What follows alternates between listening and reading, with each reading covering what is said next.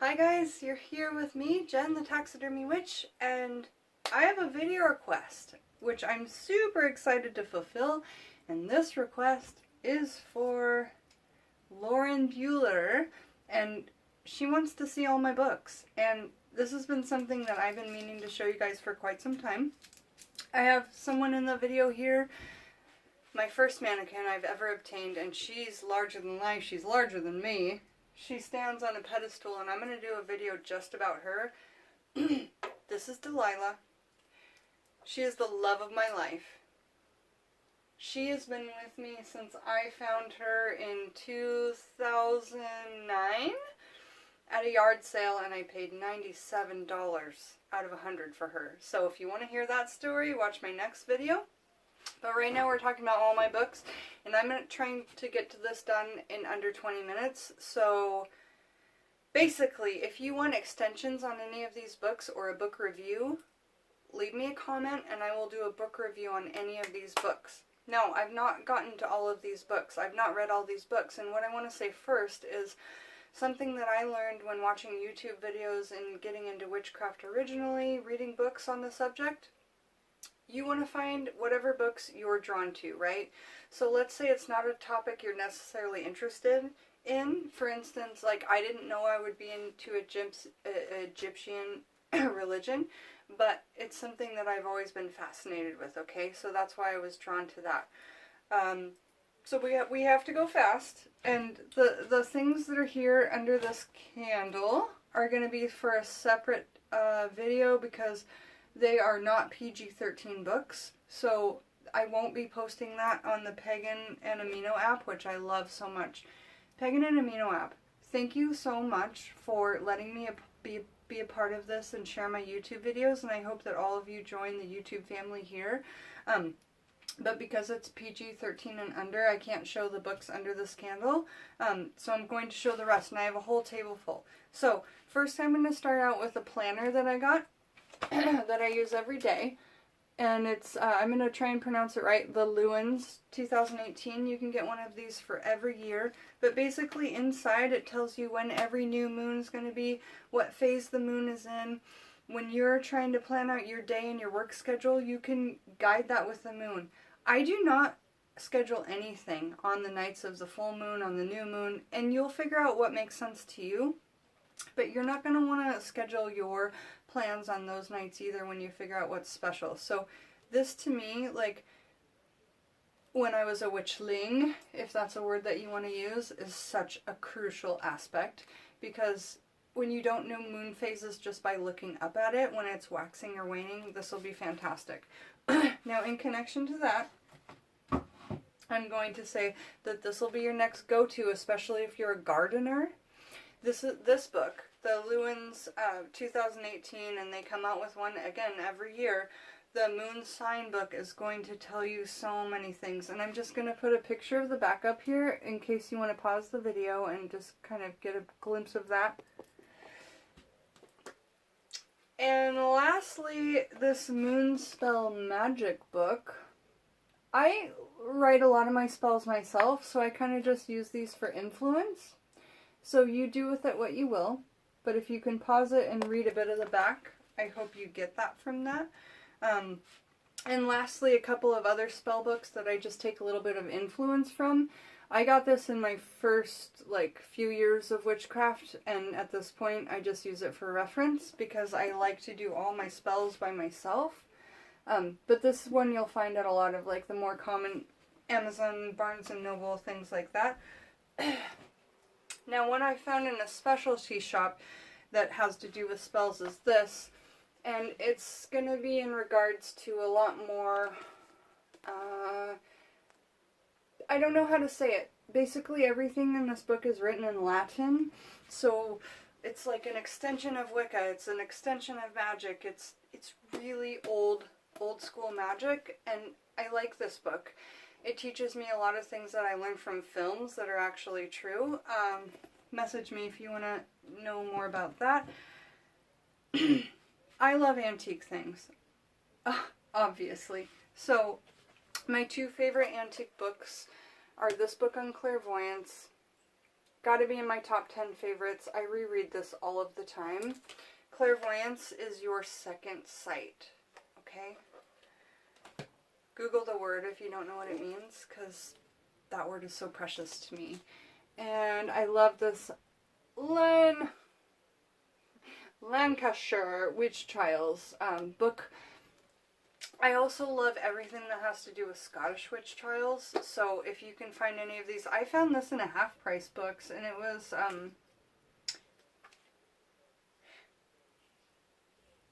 $10, and it's an out-of-print book. Okay, so I felt that that was a steal. Now, when I've been chatting with some of you guys about my blood types, some of my newer subscribers, we've been talking about Rh negative blood types and what you need to research about where your blood type comes from, because Rh negative means that you test negative for the rhesus monkey. Now, as the human race, we learn we come from monkeys. Well, Rh negative people do not come from the rhesus monkey, so really look into that, okay, you guys? Especially women who are trying to obtain pregnancy or fertility, you need to know your blood type. And if you have any questions about that, message me, because I have extensive knowledge on that for the last 16 years of my life. And I would love to talk about that, but it is actually a topic that's really controversial with conspiracy, etc. And I'm not willing to bring that into my channel, politics, conspiracy, and religion.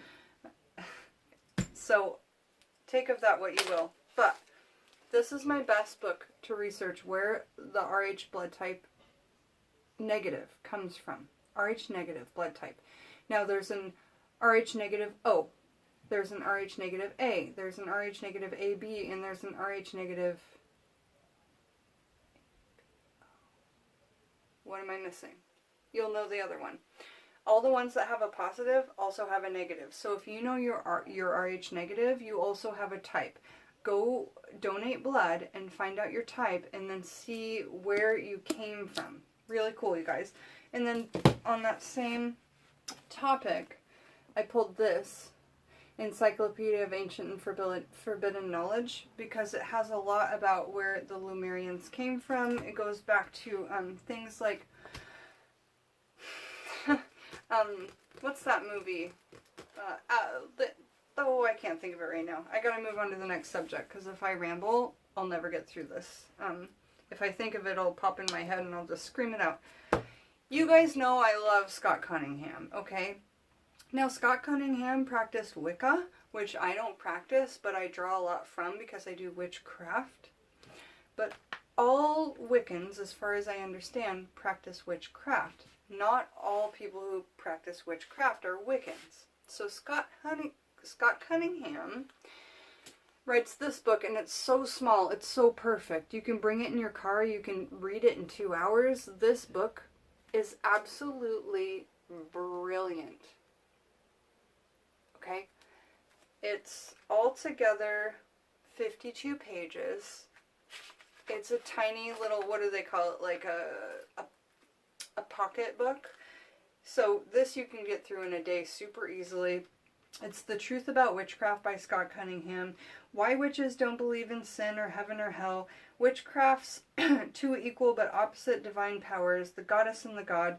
How witches use ritual cauldrons, wands, and other magical tools during their ceremonies. And more. So this tiny 50-some page book can fit so much in. But now I'm going to show you my current Bible. This is Scott Cunningham's Encyclopedia for Magical Herbs. I use this every single day, and if somebody told me, in order to have this, you owe me a debt of $100,000, I would do it. And I would start making $100 payments a month. I'm not kidding you. I use this every single day, if not 3 times a day. And if you guys have questions for me, I'm always pulling this up, okay? So this book right here is absolutely a crucial magic tool, in my opinion. Scott Cunningham, rest your soul. Thank you for all of the knowledge that you've given to us. And if you guys haven't looked up his YouTube videos of actual Scott Cunningham, do it. It's so inspiring. Like, he is such a peaceful man, a peaceful person. Absolutely love him. And then I'm going to bring this in. If you like to people cook with love and Wicca in the kitchen, this is what we're talking about. Not just Wicca, but witchcraft. It goes into the symbols you can put on your food, how you can cook with love, what herbs and spices you can, I mean, the things like, when we get introduced to magic, it's like, you don't need to start with anything. You can just start with the cinnamon and the coriander and the cumin in your cupboard. This is what I'm talking about. Woo! Such a cool book, alright? So that's how you can, that's one way that you can bring witchcraft in without even, like, making a space in your room for it, you know? You can just, like, tie it into the kitchen and, like, do your witchy things in there. Also, these two Scott Cunningham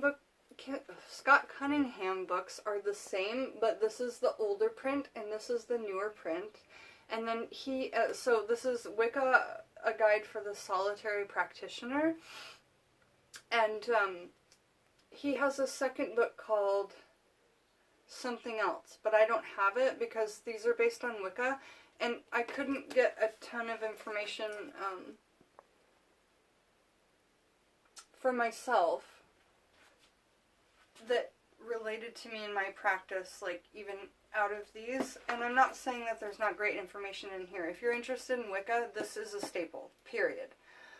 But once I realized that I wanted to create my own practice and my own practice in witchcraft and just take tools from here and there and take ideas and take theories and take thoughts, because that's what you guys can do, and that's what makes it so fantastically beautiful to me. So any Scott Cunningham book that you can come across, buy it. I promise you it will be at least a reference tool within all of your books. I'm going to pull this out really quick and just show you my geodes. Not really a great way to show them. These are bookends, and it's a great way to keep your magical books together, because let's put them in crystals, you know? These geodes are beautiful. They're like a turquoisey, green, white, rough rock edge on the side. Just so lovely, so beautiful. Next, let's talk about, where are we at? Egypt. So, you don't have to pick a religion in witchcraft. You don't ever have to believe in God to do witchcraft. You can be a complete atheist as far as I understand. But you have to understand how the energy of the universe works. So anyway, I've always been drawn to Egypt, which I kind of brought up before. And if I didn't have a dress on, I would show you my Bastet tattoo down here. Which I've shown in another video, which might not have been the best way to show it. So, I fell in love with Bastet upon researching witchcraft, pantheons, and everything that's connected with that. I don't have a book on her yet, but I know that I love her, and I'm going to do a video on why soon as I feel that I can honor her in the right way. So, Bast, or Bastet, the Catwoman of Egypt. Look her up. She's brilliant. But Isis. This is one of my favorite books. It talks about Bast and Bastet a little bit. It talks about most of the Egyptian gods. And look, Isis is the queen of Egyptian magic. That is fantastic. So she, that's her here on my wall.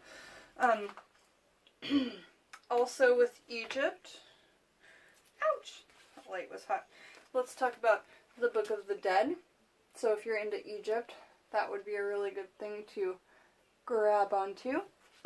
And understand a little bit more of where, like, it's kind of like their Christian Bible, right? Like, to understand where the stories came from and such. Now here's one just that I've gotten, like, at a half-price books on Egyptian religion. And that's a really good reference book if you're trying to understand more about those gods. And I got this a long time ago, this book on Egyptian art. And I got this before I was into Wicca. But it is so cool. I got it because I do art and I cut pictures out of books. And again, I've always been drawn to Egypt, so there's so many beautiful pictures in here. And you can cut those pictures out and put them on your wall like I've done. You can do whatever you want with it. You can make an altar with the pictures. You know, these statues of these gods that we want to get, sometimes they're like $50 to $300 or more. So why don't you just create your own statue out of clay? And actually, that is one thing that I'll tell you that Bastet loves. If you make a statue of a cat out of clay for her and honor her in that way and put it on your altar, she will give you love and she will pay you back. So, basically what I'm saying is you don't have to pay hundreds of dollars or 40s of dollars to get these statues. You can just create your own things and put them on your wall and let people on YouTube see them, so that people can honor Bast and you can honor Bast. So another book that I have, and I actually haven't read through this book, it just grabbed onto me, is this book. But I'm showing you because it's part of my collection and I'm being honest. The first book that I got, and I'm not going to go into detail on this, but what brought me into witchcraft was a lot of different things. But tarot was my first step in, and this is my first book. This was to understand my Thoth deck, because it's a lot different than the Rider-Waite deck, and there's even different names to the suits. Like, it's not the basic suits of cards. They've changed it up in here, so I had to get this, and this is a vintage book. It's a Crowley book, I'm not going to lie. It's really important to understand all parts of the craft so that when you have to defend it, that you know how. Like, not everybody is Aleister Crowley. Also, Aleister Crowley did so much amazing research beyond the shitty things that he did, and I'm sorry to swear, I don't normally swear, but he did a lot of bad, messed up things. But the practical research that Crowley did in some of these books that I'm going to show you, it's just for reference. It's not to like be a mean, evil, satanic witch, but you need to know every aspect of this craft in order to, when you share with someone that you're a witch and they think that you're a satanic witch, because a lot of people are just going to think that because of Hollywood, because of cinema, you need to know how to defend your craft, defend yourself, and defend everything that is so powerful within you and your being. Like, that's me, you guys. Like, that's how I feel a lot of the time.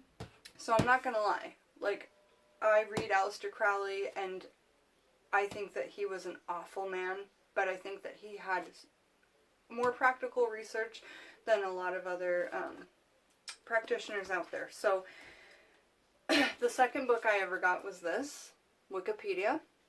And it has a really, like, okay, it talks about the modern day White Witch's Guide. I don't like that word. I don't like it. But this has a lot of information that's really great in it besides that word that's the White Witch's Guide, and I'll show you the back.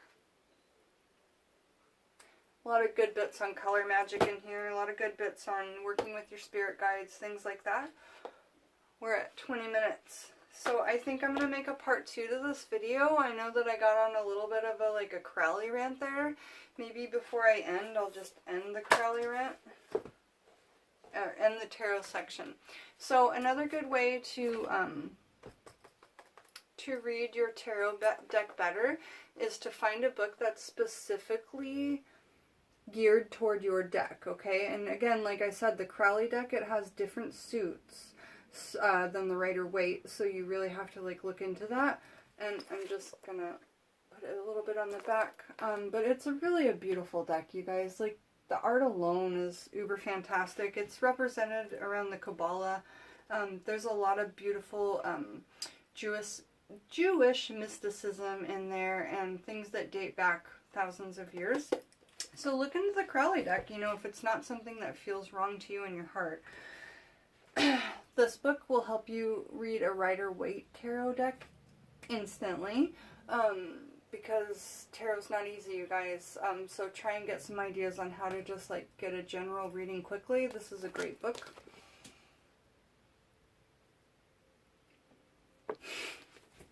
Sorry, I love you. I'm just being me.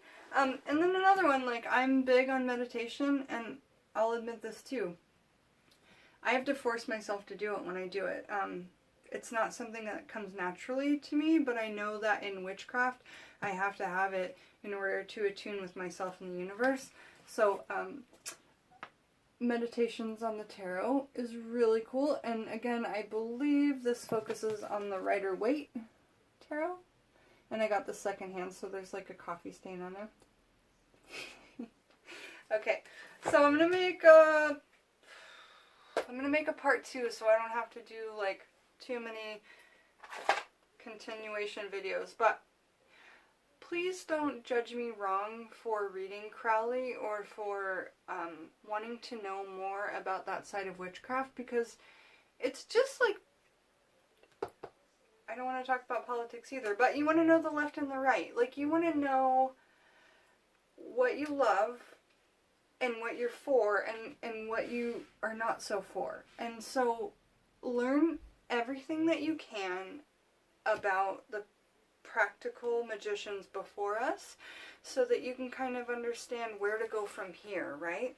Like, most of the reason why I don't use, like, dark magic or hexing magic too much is because I'm afraid to hurt myself. Does that make sense? I know that karma is a real thing. I've experienced it 100,000 times in this life. So I want to give myself the best knowledge I can to protect and defend myself. And I hope that that resonates and comes through. I love you guys. Please come back for part 2 because I'm going to be talking about the Wheel of the Year, Sabbats, Psalms, the Bible, familiars, reference books, books of shadows, grimoires, etc. And probably my typewriter. So, oh yeah, and what's under here, yeah? I might have to make a third video for what's under there because, I mean, you know, I can just do it. I'll put it in the second video, but just understand that, like, these books might not be PG-13 plus. So, I love you guys. Be safe with your magic. Be happy with your magic. And give the best intentions and the best love so you can do the best thing for yourself. I love you guys, and I will see you for the next video.